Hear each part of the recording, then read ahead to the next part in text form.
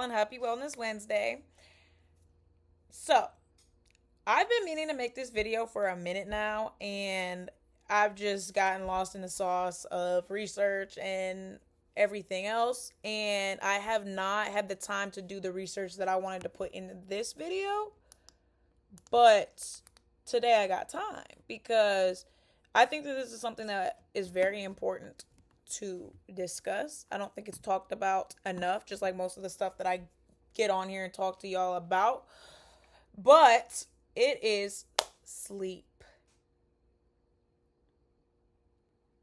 We tend to discount just how important sleep is to our well-being, and it is crucial. It is vital to performing at your best to get good sleep. Just like a lot of other people, I tend to discount just how important sleep is, and we're about to talk about it today. So, life be lifing, and we tend to forget just how important it is to take care of ourselves, and it seems sleep is one of the first things to get discounted when we are going through it. Whether you work long hours or you just need more time in the day, sleeping too much or too little can affect you in way more ways than you realize. I did a poll on my Instagram. I'm going to post the results, but they were kind of disgusting, to say the least. All right, I'm about to read them to y'all, but they're gonna be at the end of the video. That's what I'm gonna do. I'm gonna add them at the end of the video. All right. So I asked, how much sleep do y'all get a night? The options were 2 to 4 hours, 4 to 6 hours, and 6 to 8 hours. So 2 to 4 hours, 19% of my Instagram followers said they get 2 to 4 hours of sleep. 19%. That's just like higher than it should be. 4 to 6 hours, 44% of y'all get 4 to 6 hours of sleep a night. Are y'all good? How do y'all survive throughout the day? Can y'all please tell me, how do you make it through the day off 4 to 6 hours of sleep a night, every night? And then for 6 to 8 hours, I got a whopping 38%. So, that said, a majority of y'all get way less sleep than you should. And again, I posed you the question, how do y'all survive off of that?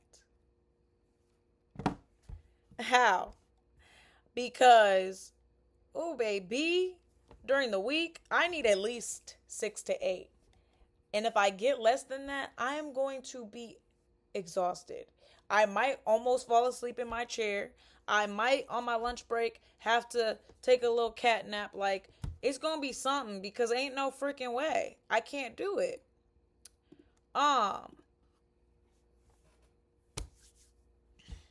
If you struggle with a mental health affliction, sleep is just that much more important to your brain functioning at its max.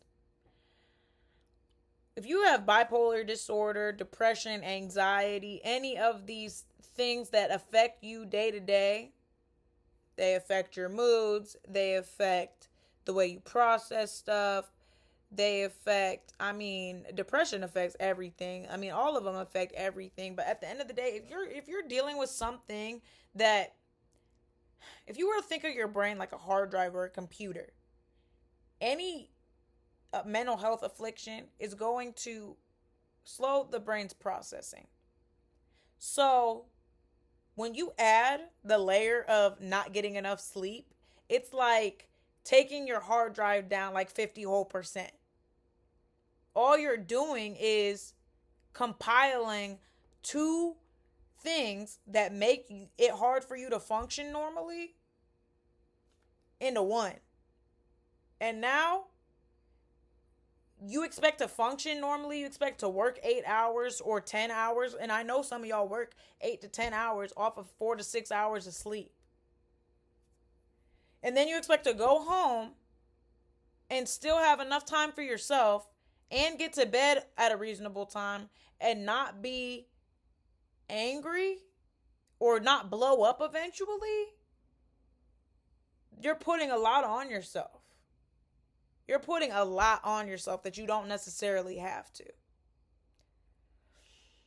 I've always wondered, I have bipolar. Me dealing with that, I've always wondered, why can't I stay up as late as my friends? You know, I used to get real upset about that when I was like in high school, as in like early adult. I'm still a young adult, but like 18, 19.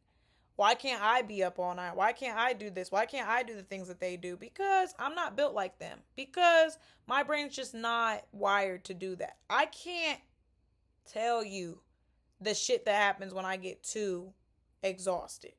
It's it's a lot. It can cause episodes. It could make me more irritable. I mean, it's like at the beginning of it, I'm cool. Day one, I'm good. By day three, if I'm like exhausted, sleep deprived, oh, I'm not getting anything done. Not anything productive. I'm not being myself. I don't feel myself. I usually get to a point where I start to separate myself from everybody because I realize like I'm not I'm not doing too hot, and I don't really want anybody else to deal with what I got going on right now. I want this to be my own problem. So whether you have anxiety, depression, or bipolar disorder, whatever it is, following a sleep schedule is crucial to you getting the best treatment results. So like who all is affected by getting a lack of sleep? Because of course, I just mentioned people that have mental health afflictions and things like that, but like who else? Because not everybody, I mean, most of us deal with, it's tough. Not everybody's mentally ill, but we're all mentally ill. You know what I mean? Um, so let's get into who's all affected. In an article by the American Brain Association, a neurologist and sleep specialist explains how it's estimated that at least 50 million Americans suffer from a sleep disorder. But sleep, both the quantity and quality, is crucial for our brain health. Okay? Not just how much sleep you get, but what kind of sleep are you getting? The quality of sleep that you get is just as important as the quantity. You could get 8 hours of sleep, and if it's not good, restful sleep, you might as well have not gotten sleep. Honestly. I cannot tell you how many times I've woken up where my TV is still on, the lights, something happened with the lights are on for whatever reason, I barely slept, and I'm exhausted throughout the day. It happens all the time, and it's because you got to set up your sleep space to be optimum for you to get the best sleep.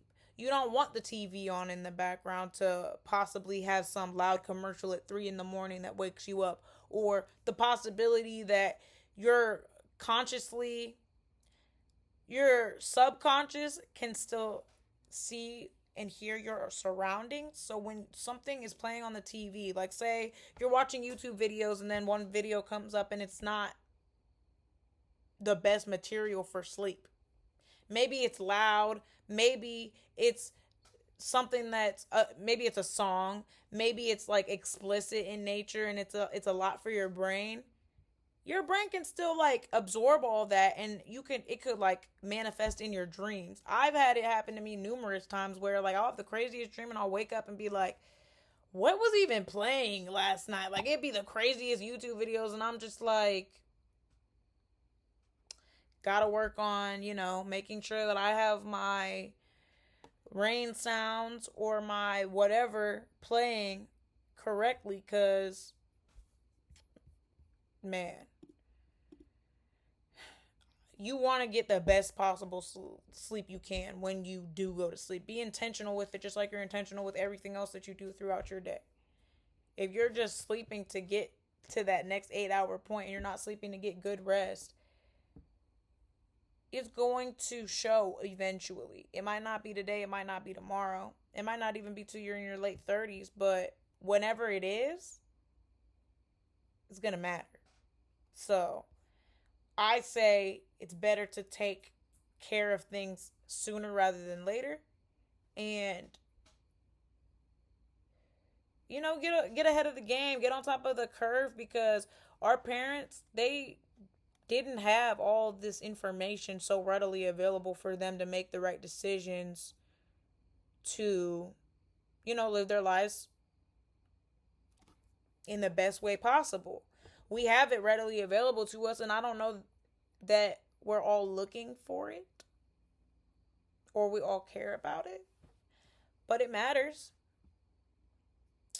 So, according to the Centers for Disease Control and Prevention, about 1 in 3 adults in the United States reported not getting enough rest or sleep every day. 1 in 3. 75%. That's insane. 75% of adults in the United States are not getting enough rest.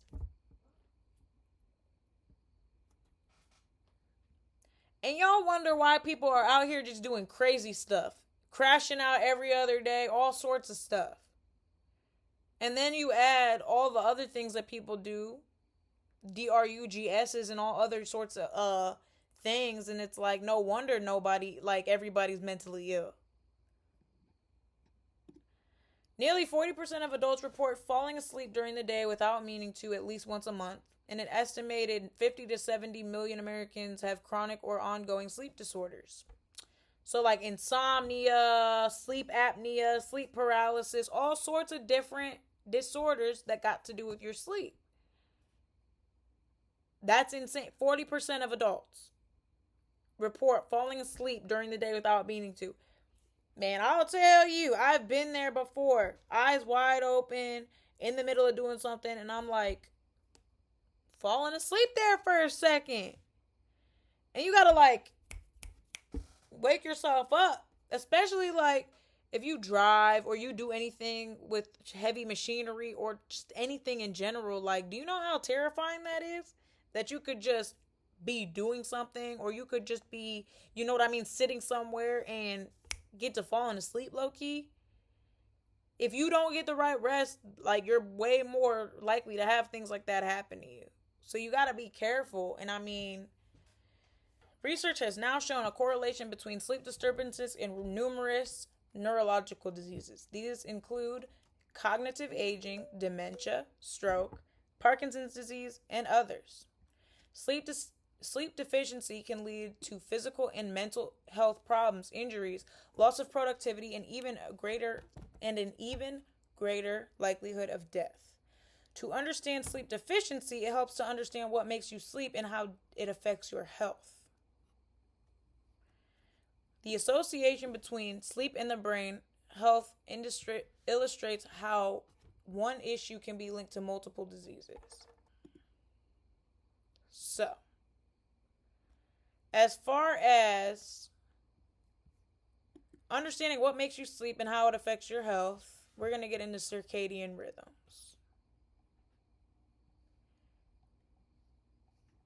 But before we do, I'm going to finish telling you what else sleep deficiency, or just what sleep deficiency can do.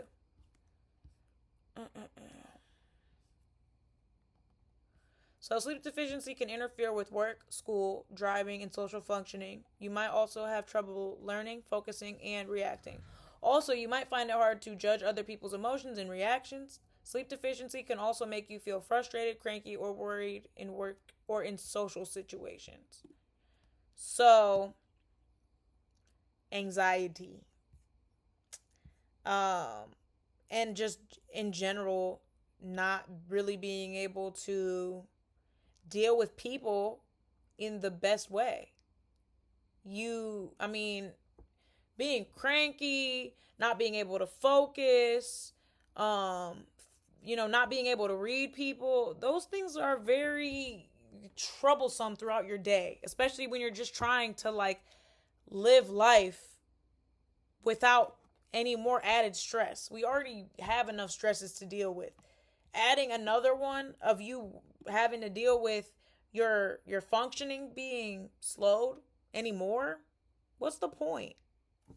And all I have to do is go to bed a little bit earlier, or go to bed at the same time every night, or at least as close to it as possible. There's going to be times where you, excuse me, there are going to be times where you can't help it. You can't help that you're going to get to bed late. You have something that you have to do that's important. You have to work overtime. Something happens and you don't get to sleep on time. It's not going to be every single night.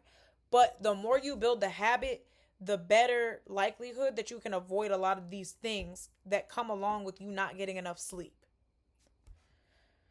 Along with making you irritable and reducing cognitive functioning, lack of sleep can cause heart disease, kidney disease, high blood pressure, diabetes, stroke, obesity, and depression. All things I don't care to deal with. I don't know about y'all, but I don't care to deal with those. So, sleep deficiency is also linked to a higher chance of injury in adults, teens, and children. For example, sleepiness while driving, not related to alcohol, is responsible for serious car crash injuries and death. In older adults, sleep deficiency might be linked to a higher chance of falls and broken bones. Sleep deficiency has also played a role in human mistakes linked to tragic accidents such as nuclear reactor meltdowns, grounding of large ships, and plane crashes. A common myth is that people can learn to get by on little sleep with no negative effects. However, research shows that getting enough quality sleep at the right times is vital for mental health, physical health, and quality of life and safety. Your sleep matters way more than you realize. Way more than you care to realize. I know everybody, oh no, I'm good. I don't need that much sleep. I'm straight. Like, every once in a while, you're right. You'll be all right. But when you make a habit of not going to bed until late and then waking up early, or whatever the case may be, you're doing yourself and everybody else around you a disservice. Because you're not really that fun to be around when, you're always exhausted. And you're not that fun for yourself to deal with when you are tired all the time.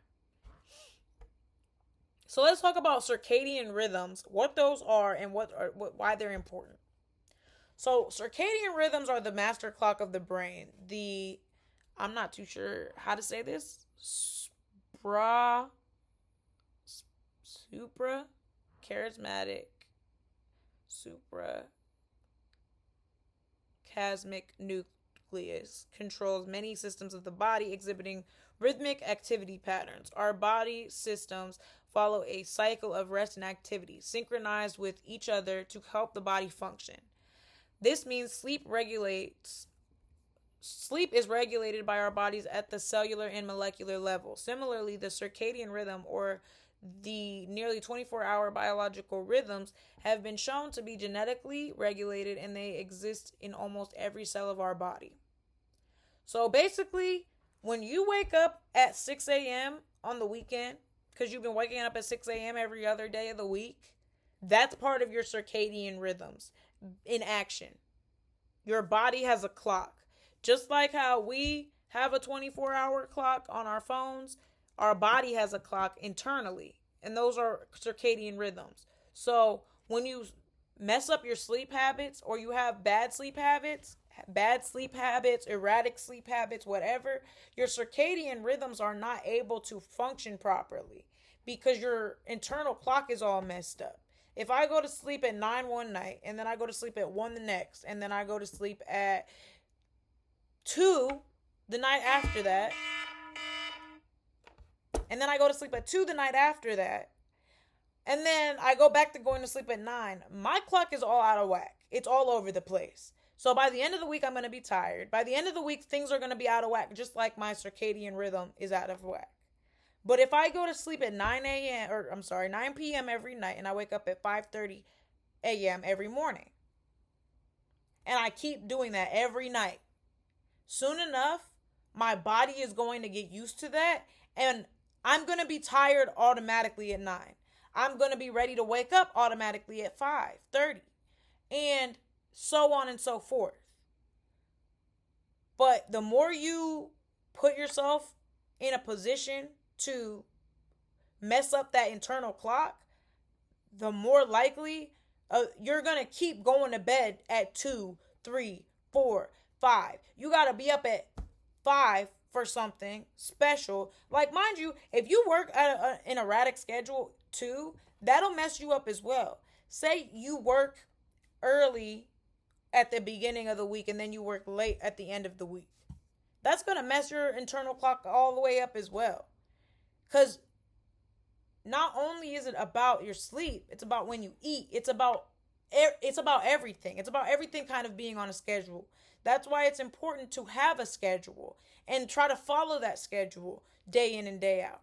Even if there's variations and there's certain days where certain like different things happen, it is good to have a schedule. It's good to have a calendar with appointments and things like that to keep track of things. And your bedtime and your wake up time should be on that calendar as well, because it's important to your circadian rhythms that you do the other half of the work. Your body's going to do its internal, but you have to do the other half of it. Because if you keep staying up till 2 or 3 in the morning, your body's just going to keep spinning, trying to figure out, all right, what clock are we on? What clock are we on?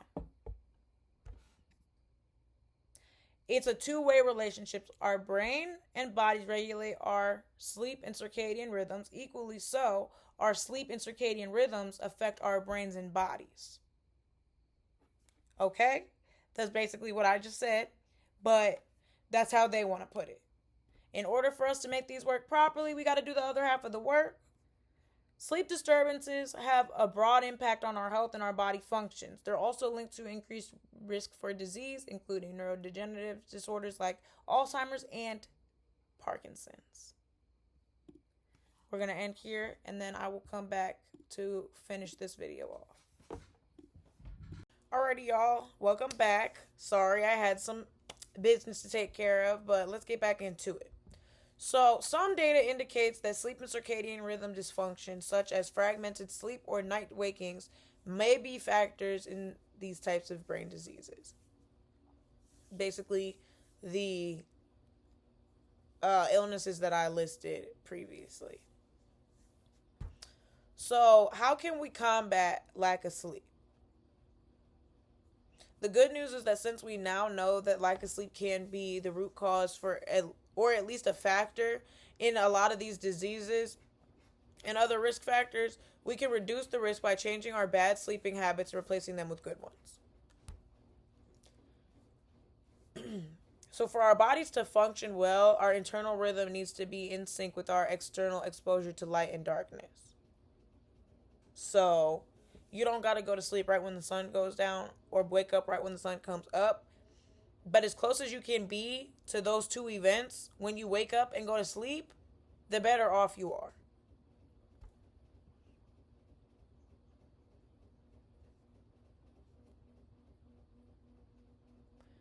The retinas in our eyes have receptors that take in different wavelengths of light, both sunlight and artificial, from across the whole spectrum, matching our internal clock to that of the sun indoors. You get the right types of light at the right times. In this way, our lifestyles can affect our sleep and circadian rhythms. That can mean external factors like our daily schedule or cycles of light exposure can negatively impact sleep. But it also means lifestyle changes have the power to positively impact sleep. So when we change the clocks forward and backwards, this is one of the main reasons why that screws us up. We think oh my God, it's just an hour. What does it matter? What does missing an hour of sleep or adding an hour of sleep do? When you're on a circadian rhythm and then you mix it up by adding an hour or subtracting an hour, you're putting your body through it. That's why they consider every year taking away daylight savings time, because it's messing with our circadian rhythms. That whole week of adjustment is a whole week of adjustment. It's usually not something where it's one day I just switch it up. I've experienced maybe once in my life where it took me a day recovery time to get over that hour of lost sleep or get over that hour of extra sleep. But most of the time it affects me tremendously. and affects a lot of people tremendously. So to start, Dr. Z recommends setting a regular sleep-wake schedule that will provide you 7 to 8 hours of sleep per night. I am a sleep mode warrior. As soon as 9:30 hits, my phone's in sleep mode. As soon as 5:30 hits, I wake up because my phone is in wake up mode. Having a wind down schedule, as well as having a specific time you go to sleep every night and a specific time you wake up every morning during the weeks, crucial to setting up a good circadian rhythm. It's not just going to sleep for the right amount of time, but it's also about going to bed at the same time. So don't just think, oh, I could go to sleep at 2 a.m. and I could wake up at 10 and I could be at work on time, but then the next night you decide that you want to go to bed at 9 and you want to be up at 5. You got to pick. Pick a schedule and stick to it, because you're messing your body up when you make these huge variations. Even on the weekends, you're out all night, wake up early, get back into having a good time, and then repeat, and then you got to go back to work on Monday and be on your regular schedule. How do you expect your body to possibly be ready for you to have the best week possible? It can't. You can't have the optimum physically healthy week without having the right mental structure set up. Dr. Z notes that it's not only how much sleep you get, but also when you sleep. That is staying in rhythm that is important to your brain health. Timed light exposure and eating, as well as regular exercise and activity levels during the day, will help your body stay in rhythm. Also, reduce or avoid alcohol, as it can disrupt your sleep and suppress REM, and slow wave sleep. This causes a rebound effect that awakens you in the early morning hours. Alcohol. I was watching a video and it was basically like your brain when you go to sleep without alcohol and your brain when you don't. And basically there's all this activity that's going on in the brain when you just drink. So you are not getting real sleep. And then on top of that, not only are you not getting real sleep, but you're gonna wake up early because your brain is still so active throughout the night. Put down that cup at least an hour or so before you go to sleep, so that way you can get the best sleep possible. Avoiding it altogether definitely will help you with your sleep. But if you can't avoid it altogether, at least right before you go to sleep or right before you go to bed, try to put the alcohol down. So when you get on schedule, your body adjusts to it and you start to wake up to your internal clock. Kind of what I was talking about earlier with circadian rhythms, internal clock, exact same thing. When you wake up early, automatically that's your circadian rhythm stepping in and doing its job.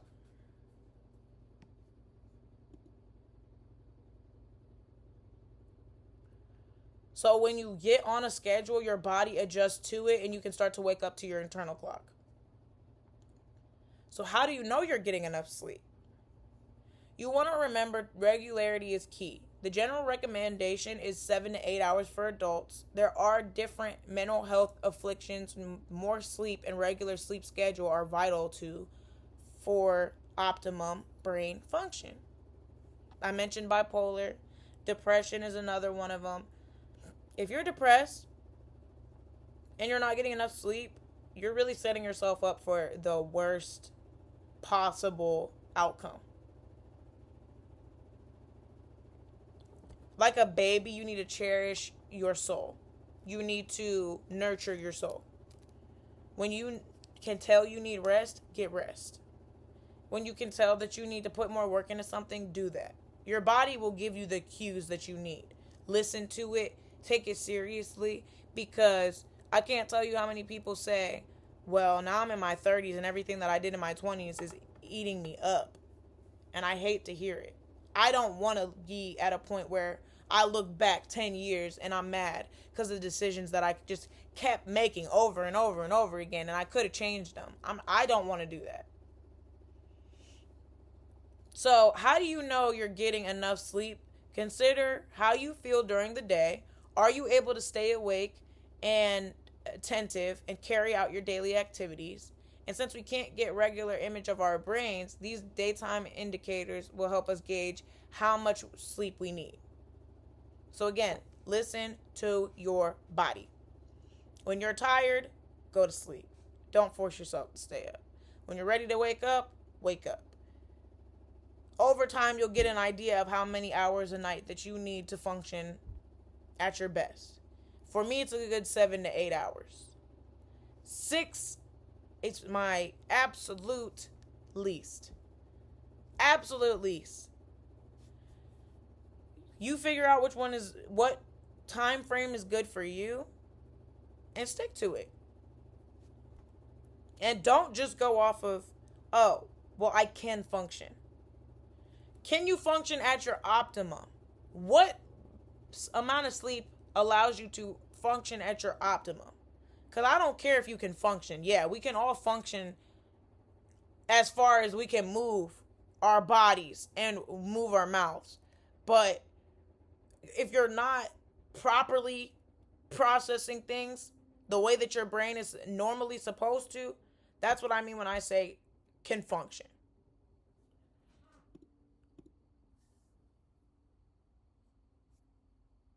Whether you realize it or not, sleep has a major impact on your day-to-day life, and prioritizing it is paramount to forming good habits and living a healthy life. Okay? It is a necessity. You have to get good sleep. And if you don't realize it now in your early 20s, mid 20s, whatever age you're at, you don't realize it in your 30s, one day it's going to catch up to you. So, again, I always want to get ahead of the game. I always want to set myself up for the best possible future because I want to be here for a while. I want to have kids one day. I want to be a wife one day. I want to, you know what I mean? So, let's keep ourselves in the game as long as possible. Always prioritize yourself. Give yourself grace. Same things that we always cover here on this podcast, but I'm going to say them again. If you're struggling with your sleep patterns, you're struggling with a sleep disorder, you're struggling just in general with anything, give yourself grace. Reach out when help is needed, because help is on the way as long as you seek it.